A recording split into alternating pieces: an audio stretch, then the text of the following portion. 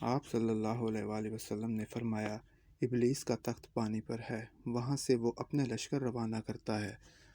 اس کے نزدیک سب سے زیادہ پسندیدہ شیطان وہ ہوتا ہے جو سب سے زیادہ لوگوں میں فتنہ ڈالتا ہے۔ اس کے لشکر میں سے ایک آ کر کہتا ہے، میں نے ایسا ایسا کیا ہے۔ وہ سردار کہتا ہے، تم نے کچھ بھی نہیں کیا۔ پھر ان میں سے ایک آ کر کہتا ہے، میں نے ایک میاں بیوی کے درمیان جھگڑا کرا دیا ہے۔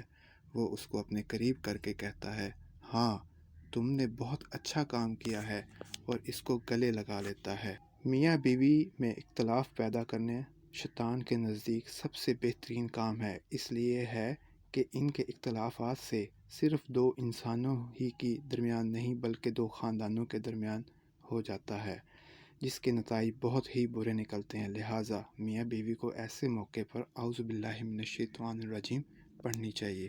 مزید احادیث سننے کے لیے ہمارے چینل کو سبسکرائب کریں اور بیل آئیکن کا بٹن ضرور پریس کریں۔